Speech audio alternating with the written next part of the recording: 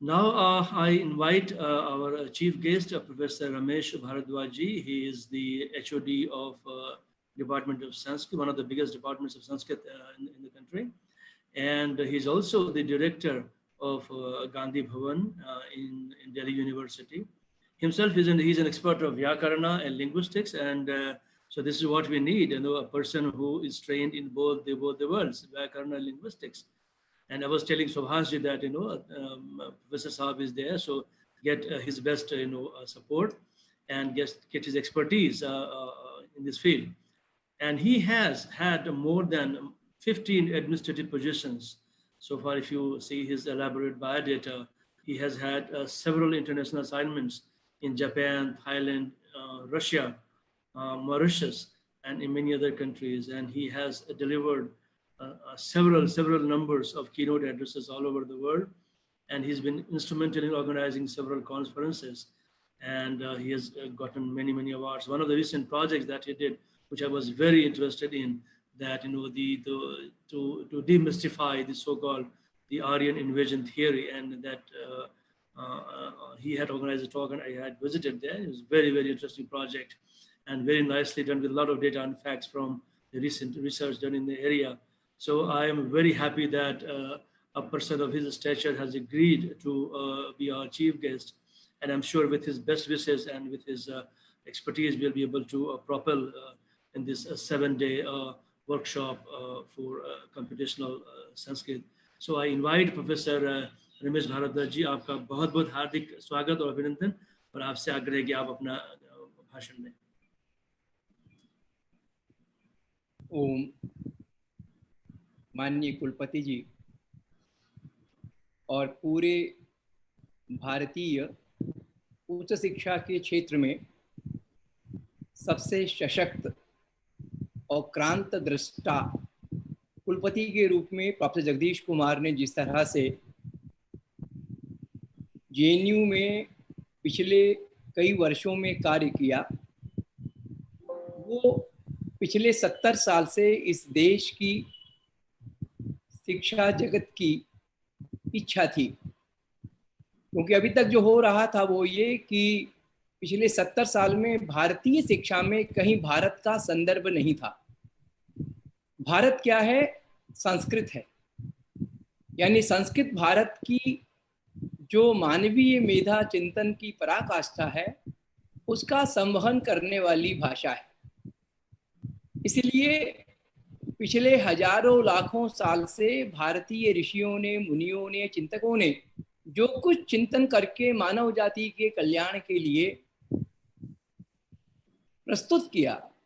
उस सबका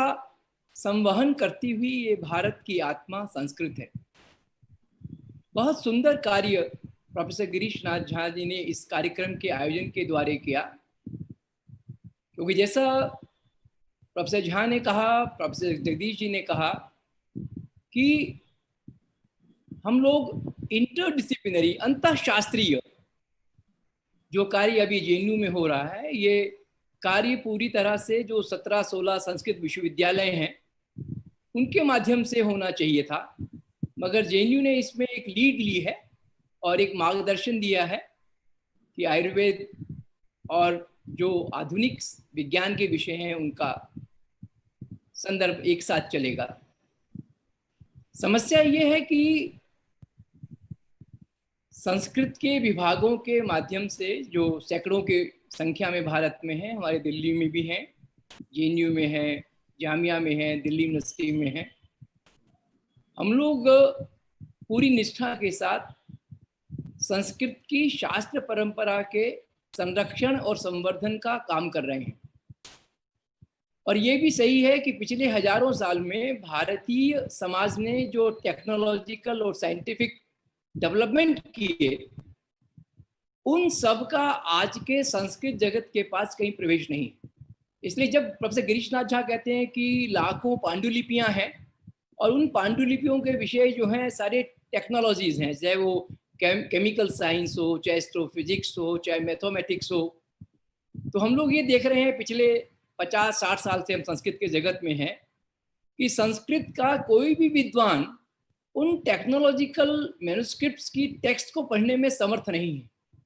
क्योंकि हजारों साल की गुलामी से हमारे समाज में संस्कृतिज्ञों के अंदर वो गैप आ गया है जो उसकी टर्म्स को, टर्मिनोलॉजी को समझ नहीं सकते। इसलिए संस्कृत वाले जो हैं उन पांडुलिपियों का उद्धार करने में समर्थ नहीं होते। हम लोग ज्यादा प्रयास करेंगे तो संस्कृत के शास्त्रों में, मीमांसा में, न्याय में, व्याकरण में, इन सब विषयों की जो हमें पढ़ाए जाते हैं, तो आवश्यकता इस बात की है कि इस अंतरशास्त्रीय व्यवस्था में ये जो इस वेबिनार का मुझे जो बहुत अच्छा लगा, झा जी का जो इन्होंने एक स्वप्न देखा, एक जो योजना बनाई, वो ये है कि जो संस्कृत के विद्वान हैं उन विद्वानों को ही हम कंप्यूटेशनल लिंग्विस्टिक या आधुनिक जो तकनीक है, टेक्नोलॉजी है, आईटी है, उसके उपकरणों से उनको हम पूरी तरह से समर्थ बना दें कि वो आधुनिक टेक्नोलॉजी को इन शास्त्रों के संरक्षण और संवर्धन के महान पुनीत यज्ञ में उसका उपयोग कर सके। और ये बहुत प्रसन्नता का विषय है कि गिरीशनाथ जी के आह्वान पर देश भर के हजारों संस्कृत के विद्वानों ने इस वेबिनार के माध्यम से अपनी सजगता और अपनी इच्छा प्रकट की है कि हाँ, हम संस्कृत वाले भी आधुनिक आईटी टेक्नोलॉजी के माध्यम से ट्रेंड होकर के अपने शास्त्रों के संरक्षण और संवर्धन का कार्य करने को उत्सुक हैं। और इसमें हम लोग हमेशा मानते हैं कि हम संस्कृत के विद्वानों का उद्देश्य है कि पिछले हजारों लाखों साल से चली आ रही जो हमारी विभिन्न शास्त्रों की परंपरा है, उनका हम सही रूप में समाज के सामने समझकर उसका संरक्षण करके, संवर्धन करके, आधुनिक संदर्भों में उसको प्रस्तुत करके समाज का कल्याण करें। मगर वो कार्य जो है, अगर हम आईटी या आधुनिक टेक्नोलॉजी के उपकरणों का उपयोग करना प्रारंभ कर दें तो वह आसान हो जाएगा। और ये जो संस्कृत के माथे पे एक है कि ये लोग बैकवर्ड हैं, ये लोग जो है आधुनिकता के, अरे पिछले हजारों लाखों साल में संपूर्ण मानव जाति का नई नई टेक्नोलॉजी, नए नए ज्ञान विज्ञान के माध्यम से प्रकटीकरण तो इस संस्कृत जगत ने ही किया है। ये तो पिछले 1000-1200 साल के मध्यकाल की गुलामी या हमारे जो है, जब हमने संस्कृत को एक जाति विशेष या वर्ग विशेष के साथ जोड़ के देखना शुरू कर दिया, और पिछले 70 साल में यही जो है हमारे जो तथाकथित जो लिबरल हैं या जो भारतीय संस्कृति के विनाशक जो तत्व हैं, जो हमारी भारतीय उच्च शिक्षा पर काबिज होकर बैठे हुए थे, उन लोगों ने इस तरह से प्रचार किया, जबकि ऐसी स्थिति नहीं है। और उनके आरोपों के अंदर आरोपित होके, अध्यारोपित होकर के, और हम लोग अपराधी बन के गुपचुप होके संस्कृत वाले जो है डर के एक तरफ बैठ जाएं, ये संभव नहीं है। क्योंकि आज कोरोना काल के बाद जब पोस्ट कोरोना का एज इस देश में या इस दुनिया में प्रारंभ होगा, तो ये पूरा संसार एक नई जीवन दृष्टि की खोज में होगा। और वो नई जीवन दृष्टि वही होगी जो भारतीय सांस्कृतिक संपदा के मूल्यों के माध्यम से प्रस्तुत की जाएगी। और उसको प्रस्तुत करने का माध्यम कौन होगा? ये संस्कृत वाला समाज। और ये संस्कृत वाला समाज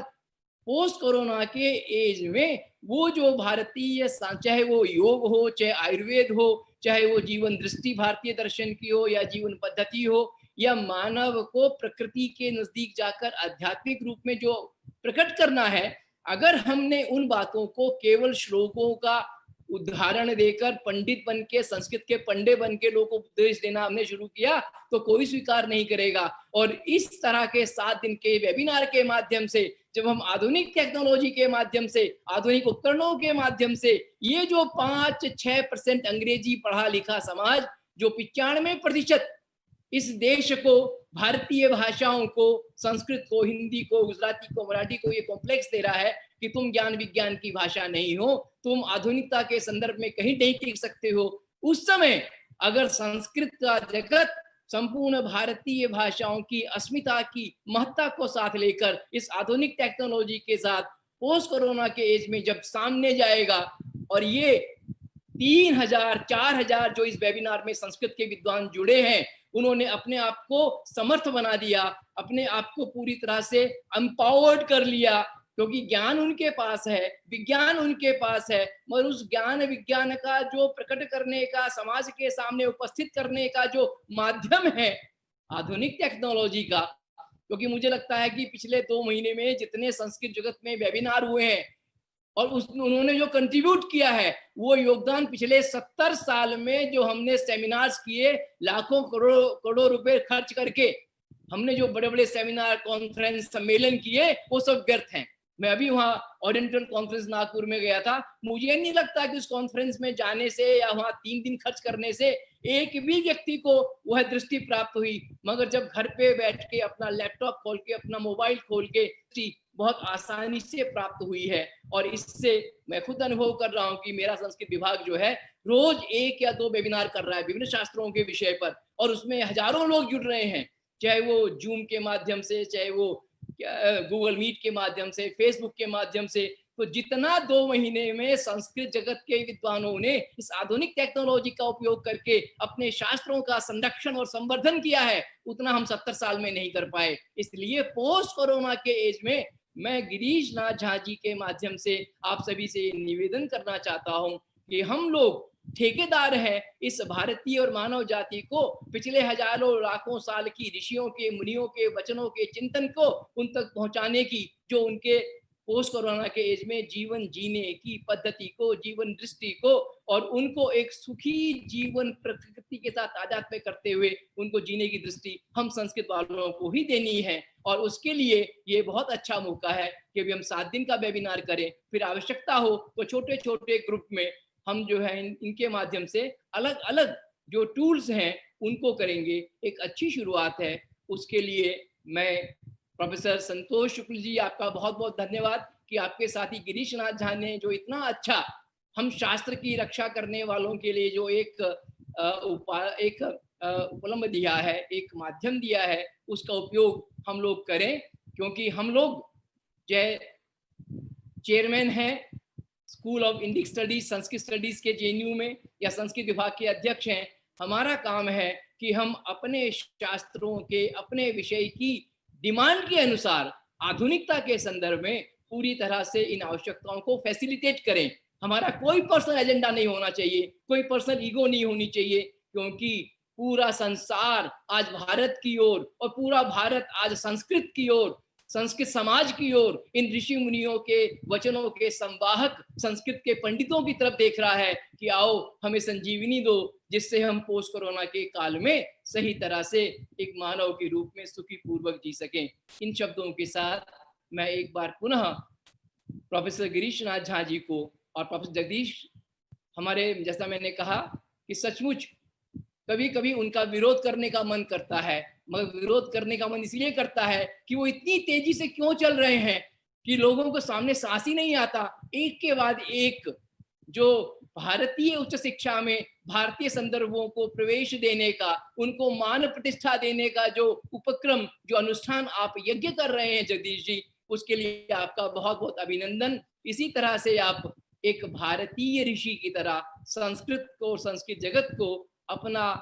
सानिध्य, अपना मार्गदर्शन दीजिए, जिससे प्रोफेसर गिरीश नाथ झा, प्रोफेसर संतोष शुक्ला और प्रोफेसर पांडे जैसे जितने हमारे साथी हैं पूरे देश में, हम लोग कुछ अपने ऋषियों के ऋण से उऋण होने में कुछ हम लोग अग्रसर हो सकें। बहुत बहुत धन्यवाद। बहुत बहुत धन्यवाद प्रोफेसर भारद्वाज जी। आपने बहुत अच्छा कहा कि सारी दुनिया भारत की तरफ देख रही है, भारत संस्कृत की तरफ देख रहा है और संस्कृत टेक्नोलॉजी को अभी लेकर आगे बढ़ना चाह रही है। तो ये बहुत अच्छी बात है और हमें लगता है कि हमारे देश में ये बहुत ही अच्छा एक परिस्थिति बन रही है, जो हम संस्कृत के जो रिसोर्स पर्सन्स हैं, मैन पावर है, उनको हम समुचित ट्रेनिंग दे सकें। जैसा आपने बताया कि ज्ञान विज्ञान की भाषा है और इस भाषा में ज्ञान विज्ञान